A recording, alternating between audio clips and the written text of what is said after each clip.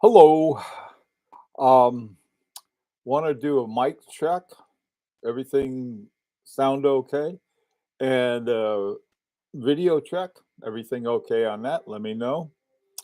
Um, Today, what I want to do is to talk about something I noticed, and I was looking at some Parmigiani um Tonda 1950s. Now, the the Tonda 1950 is almost, a classic, uh, kind of dress watch, and it's always been a great deal because, first of all, it's won by Michel Parmigiani. There's nothing really crazy about it in terms of some of the stuff that he's done with the giant horn lugs and things like that, which I happen to like, but not for everybody's taste. Anyway, um, this is what brought it to my attention, and I wanted to talk about that, and also to gather up from what you've seen. Also, anyway, hello, Flip and Zipple, Zippo, Zipper, Flip and Zippo. How you doing, man? Hater, Hong, hi Hong, Patrick, Abdul, Dominic, hi Dom, Bruce, how you doing? Laura in Punto.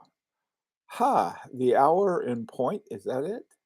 I used to fly into this place in Baja called the Punta Bufeo. And it was just, we used to land on this sort of sand and dirt strip. Whenever I see Punto, I always think of Punto Bufeo, which I think is Punto for the killer whales. Anyway, so much for trivia. Hey, Clyde, how you doing, man? 1950 was a good year for the North Koreans. Well, it started out pretty good anyway. Hey, John. Hey, Tuna, how you doing, man? Okay, doke. Let me get down to some specifics here. Hi, Gerald. Um,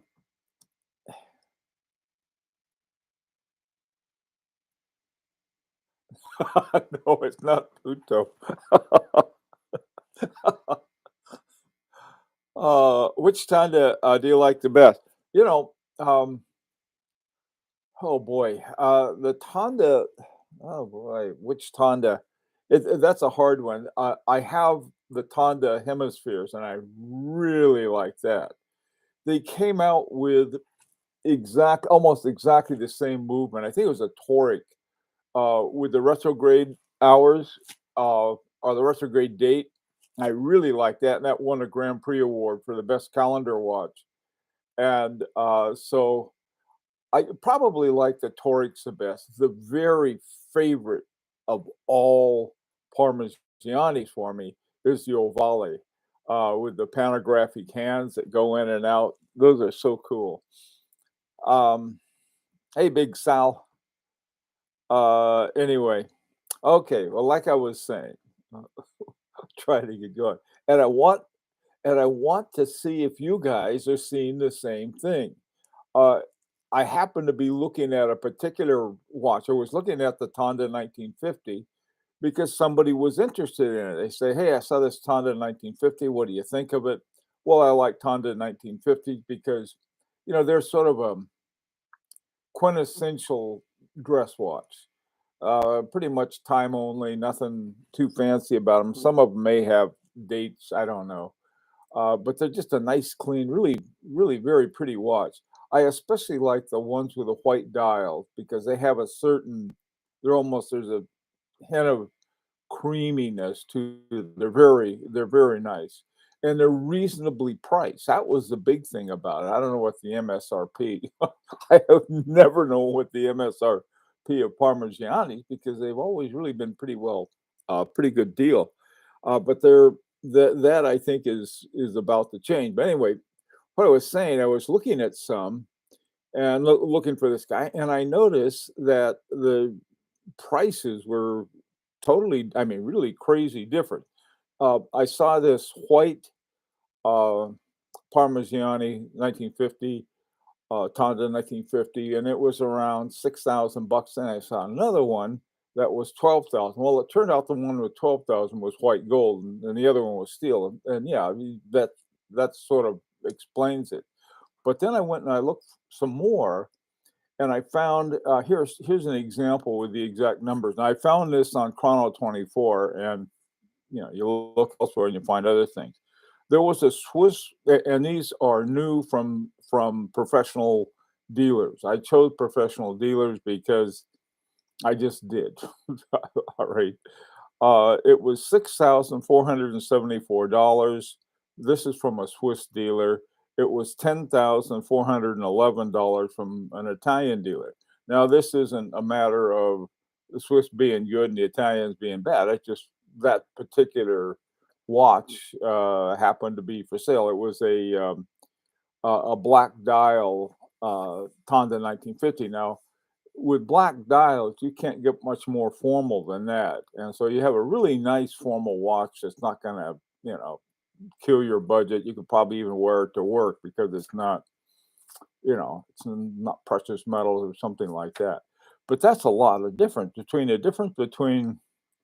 what we're talking $4,000 difference. That's a lot. And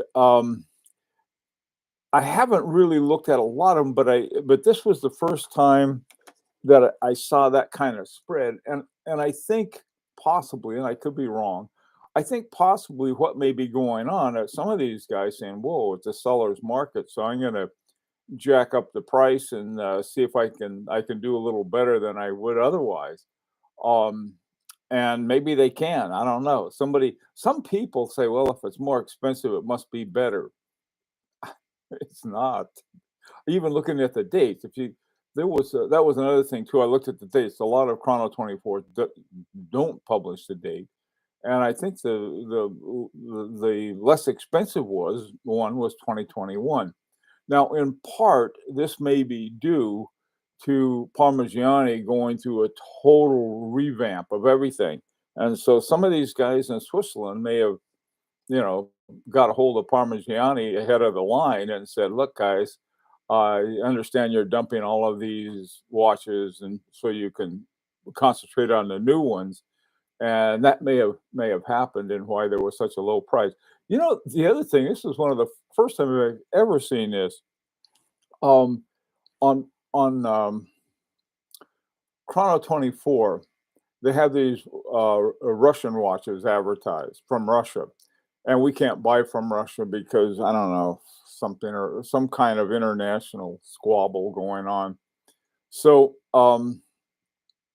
usually you see these really great prices, and you're thinking, man, I'm going to try to get a boat ride to one of those places and get a good deal on a watch from Russian. But one of the things that was really interesting, the Russian prices were actually higher. I don't know why. It's the first time I've seen anything like that. So something's going on. Now this was just with Parmigiani Tonda's 1950. That may just be one of those quirky things, or it may affect a lot of other watches. This one Patek Philippe that I was looking at, it was sort of interesting. This Patek Philippe that I liked is this sort of a quirky Patek Philippe, but it's got this really great shape movement in it from the old gondola days. And this one was made before they started putting the silicon in, and also they had the Geneva seal. And I thought, man, this is just what I want. And so the thing was pretty well priced, but blowing my money on something else at the time. And so I started looking around, and man, there was another example of a really wide range, same model, same watch, maybe somewhere newer than the others, but man, I mean, really like $10,000 difference for the same watch. So it was a lot. Anyhow, hey John, how you doing? Um, hey Bill, good to see you. Brent, watch Gringa. Hi, watch Gringa. Anyway, ton of Quadar, retrograde annual calendar. Yeah, they have uh, Parmigiani. I think this. this may be a really good deal. But anyway, what I wanted to talk about was not just Parmigiani, but some of these other ones they had were that you may have seen. Morning, Lee. How are things going there in fracking goals? Um, there's no other place to be right now. It was like, well, it was either to go to my execution or go to Bill's live. That's- my favorite comment was was that somebody said, "Oh, I like to watch your videos before I go to work. They're so calming." It's like, yeah, they're a cure for insomnia too. Anyway, okie doke, guys. Well, listen, what have you seen? Have you noticed anything about where they have these huge, you know, tsunamic size differences for the same watch? Um, there's certain places that are still just like, great little hidey holes until I start open my big mouth and saying, "Oh, you gotta see that." Um, and for example, the watch outlet, that place has proven to be a gold mine. And I know that because a lot of people have got their watches there. They said the people they dealt with were really great. They even negotiated some, even though they had the best prices to begin with, and it just was really a good experience. So I can, based on what they said, um, you know, I, I know it sounds sort of almost anti-rational. It used to be getting a watch on eBay was, you rolling the dice on that one. But more and more, I really like dealing with eBay, mainly since they have the authenticator program, and you got some watch and somebody wants to sell it, you buy it from them, you get a really good deal, and then it goes to an authenticator, and maybe this takes a week, maybe more to get your watch, but then you get it back and they have it all packaged up and everything for you. But another thing too, and I'm sure a lot of you have noticed that uh, you go looking for a watch and you see it on, let's say Chrono 24, and then you go to eBay and trying to look for a better deal, and then you find out that the same watch is advertised both on eBay as well as on Chrono 24, as well as the the home base selling the watch. And at first, in fact, that was how I found the watch outlet initially. There was something there, so I followed it up and went and dug it up.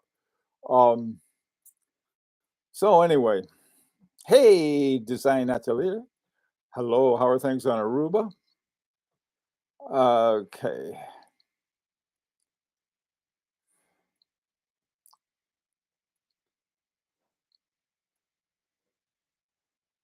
Yeah, Gringa. That was my sense too. I mean, it makes really. I don't know who they have. Somebody they grab some guy off the street and say, "Hey, look at these watches," and we'll call it watch authentication. But no, it is really nice. Hi, Neff. How you doing? Uh,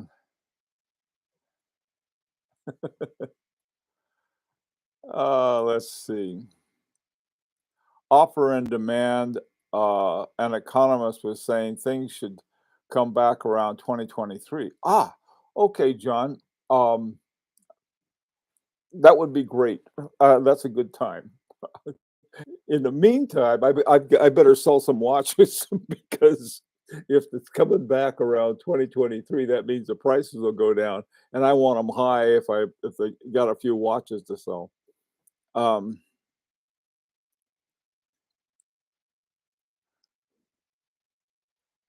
wait a minute, Gringa. Are you making comments?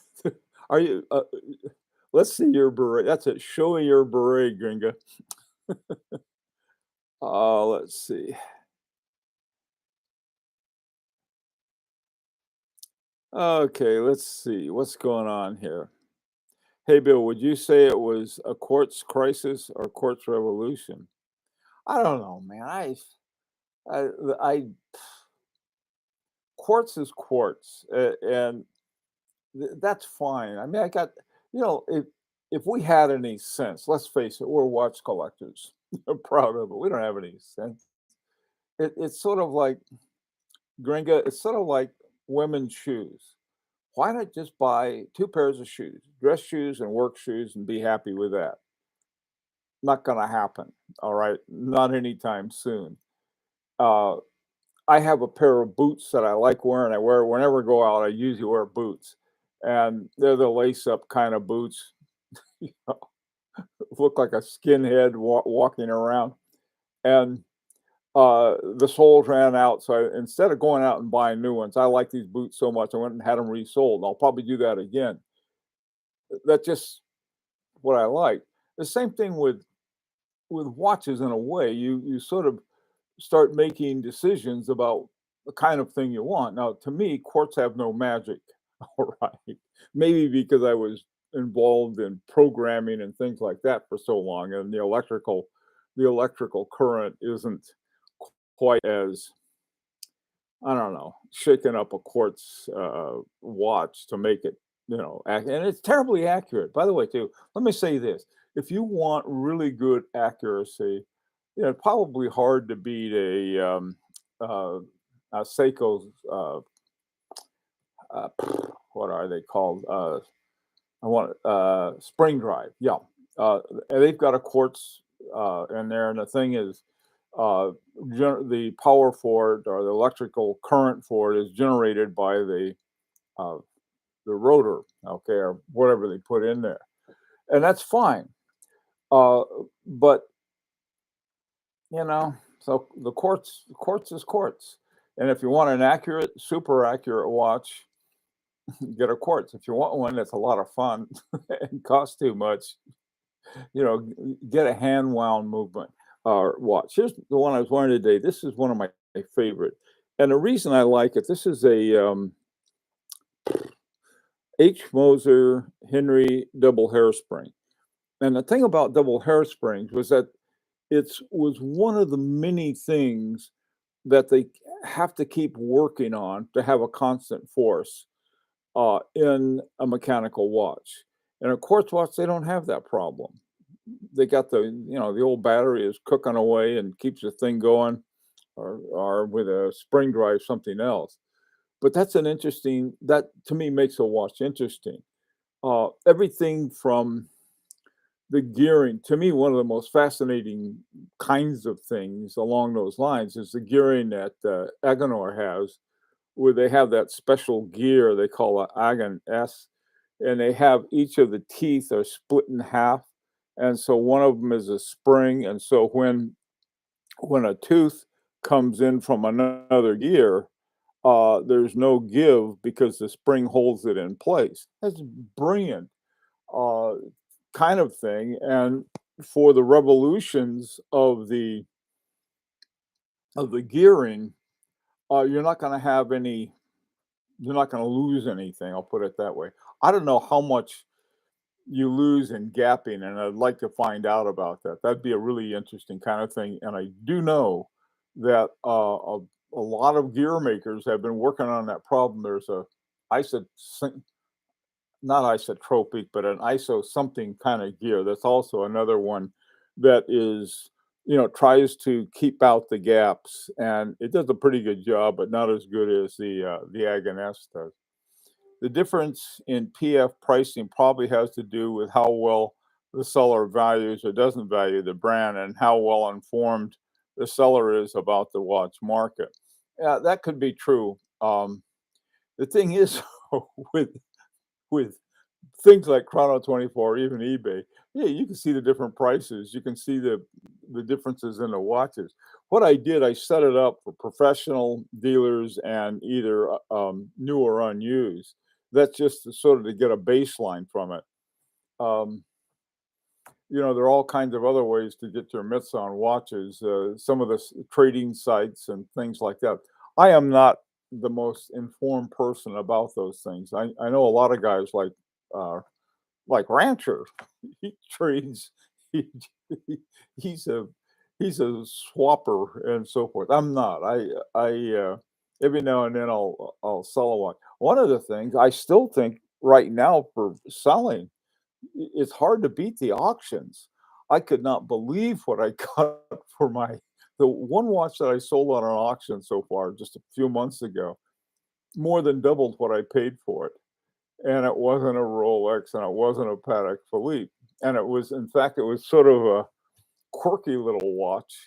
And I was worried about what was going to happen. Couldn't believe the results of it. And I think some of these things, like I said, is the seller's market. If you want to raise some money to buy some other watches, what else would we do with it? Oh man, are you guys excited for Christmas? The UK is going back into lockdown. Oh man, watch Gringa. Isochronism. Neff, that's the right word. Yeah, that's another thing too, you guys. Um, I don't know if lockdown is coming back or not.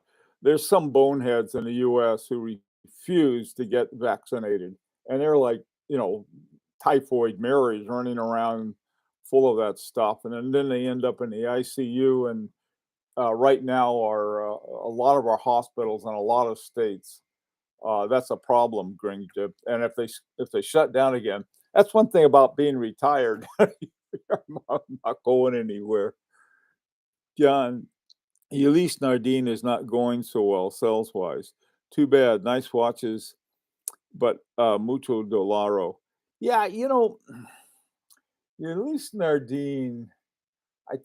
I'm not sure what it was. I think it was the UN 118 was their movement that really was their movement. But they had a lot of other movements that weren't their movements, and they weren't very forthcoming about it. I've always been sort of shaky about them.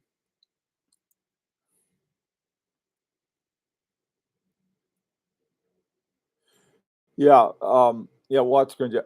Listen, I've been a developer for Apple. So I've got Apple computer, Apple iPhone, Apple Pad, all of this stuff Apple. And in fact, well, I'm a developer for some Apple stuff. Well, it's not Apple, it's Adobe, but it's used on Apple. But yeah, I mean, they make great computers and iPhones and things like that. But for my watches, I don't want to watch with computerized. In fact, right before I retired, I was writing programs for those blasted things. What you can do, you can in an hour, you can put together, just about every complication that a mechanical watch would have in years. And there's something about them that have no magic. As much as I like Apple, Glasuti Original are selling stupid low resale. Uh, as long as it's not this CQ. That's interesting. That is interesting. Um, what will it take for Apple Watch to be collectible? Some fool who wants to have every version of it. That's about all it takes. I mean, the same bunch of fools that got into mechanical watches and paying these horrendous prices for obsolete technology. Yay.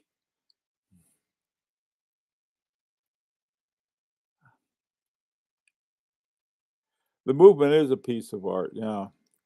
Don't talk about, Plan C, Grinja.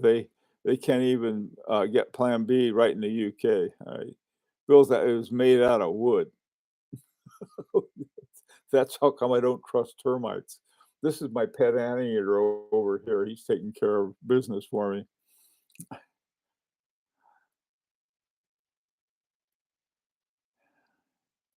Maybe a precious metal Apple Watch, but useless because eventually the software will outpace the hardware. Yeah, that's true, Big Sal. It always does. And then new hardware will outpace everything else.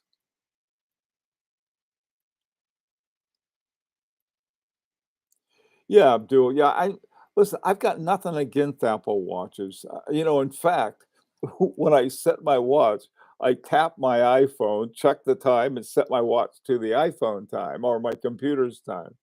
So it's like I think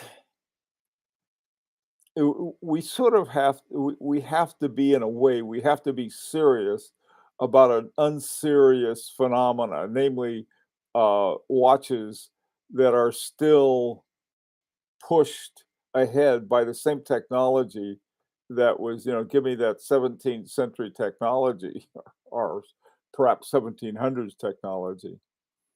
Um, Price on request, hater. I have the hairs on the back of my neck go up. Why not just put unaffordable or you can't afford it instead of putting price on request?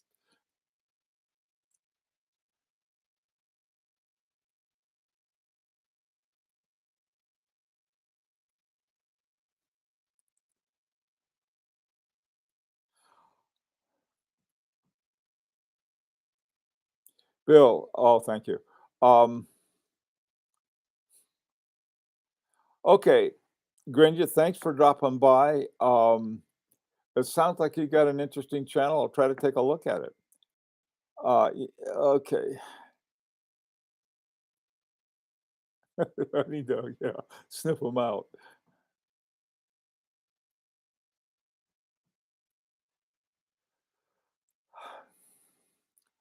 Okie doke. All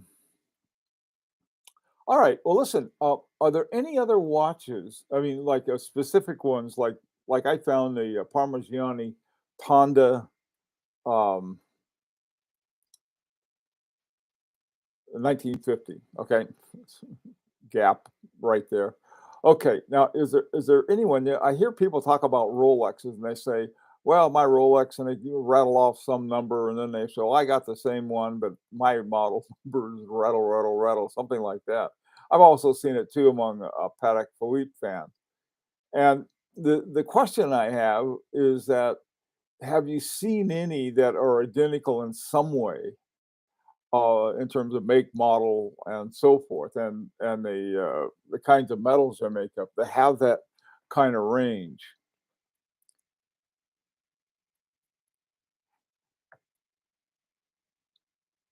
Do you have your eyes on any pieces in today's Phillips auction? I was looking at that and I didn't see anything that I was really um, got really, hey boy, that looks neat. The thing is that myself and a couple other people I know, namely one other person, we've been mining for Daniel Roth watches. Man, that thing has dried up. You talk about drying up, and the same thing is happening with oh god, not Daniel Roth, but Roger Dubuis. Roger Dubuis watches, not only they were plentiful and they were cheap, and now they're not plentiful and they're expensive. The sympathy that I just got is really more like, to me, it looks. I thought it was an Excalibur when I bought it, matter of fact, but it's a sympathy, which is simply probably nothing but an older version of what became a more like uh, uh, easy diver type of sympathy where they have a round one and then they sort of on the tips they have those little things like that. But man, I tell you, they've gone through the roof. And they've gone through the roof and out the window. So there aren't any of those around. And I think one of the reasons I think there are two reasons that they went. First of all, uh, the Roger Dubuis, he died in 2011, and so there aren't going to be any more Roger Dubuis by Roger Dubuis. And somebody said somebody was thinking of buying the Roger Dubuis company. I hope they do because the designs they have now are nothing but those skeletonized things. They're using what sort of bugs me about the Roger Dubuis company today is what they've done with the watch. They have the same movement, but they gave it different caliber names. It's just stupid. Like the RD14, for Roger Dubuis 14, totally from ground up, his design and everything. And it's a wonderful movement. Both of my watches have that same movement. I'm very happy about it. They changed it to some other stupid number. They're like 648 or something like that. And I have no idea why. And you got to dig around to find out, exactly what's going on. So anyway, um, those are those are gone. I mean, they are every now and then one pops up. I was looking today. I was talking with this one guy. He had a what was it? I think it was a Glashütte original, and the Glashütte original um, has this thing up around 1 or 2 o'clock, and it has 3 tracks on it. And I don't know what it is. And there's a Daniel Roth watch called an Alphys, and it's got it has this three-handed hand, I guess. I don't know if you call it a dial, but it's basically, like most hands have, a little stub and then the hands on it. And this one is the same thing, except it's got 3 hands, and they're different lengths for different tracks that they have. Really a cool watch, but I mean, movement-wise, it's simply what David Letterman used to call a stupid dog trick, but it's really a cool trick. There's another company that does that in spades, Xenos or somebody like that, and it's just a cool effect. Um, the gray market dealers continue to buy and hoard many of those pieces, climbing in value. Man, I tell you, they they don't have to hoard them for long. They got frying pan time. Okay, George Daniels pocket watch is a oh man, I saw that. Yeah, that's up for auction. That's gonna bring over 1 million. Um, Many watch manufacturers will disappear in the next years. These will become collectibles. Any feedback? I don't know. Some of them were. I mean, there's a difference between somebody who was a well-known watchmaker, and then what is this? And then there's something else. One of the things, and I'll let everybody go because I know it's time to go, um, is what Lang and Heim have done. They have a new one, a new watch that came out, and what it is, it's the UWD 33.2 is the name of the movement, which was originally designed and developed and everything by Marco Lang. Except the difference between the 33.1 and the 33.2, the 33.2 is it's got a center seconds on it. And that is one thing they'd have to do a little more than, whisper, it's ours, to make it. And that's their new watch. Um, on the other hand, and I don't know what they're 22,000, something like that. On the other hand, Leinfelder and Munich, who make the ugliest watches I've ever seen, at least some of their pop art, for example, is just hideous.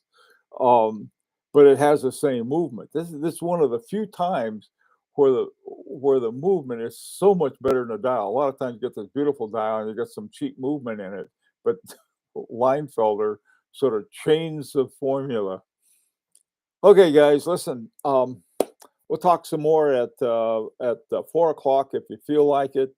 And until next time, Bill Sanders for Watch Art Side. Take care, and like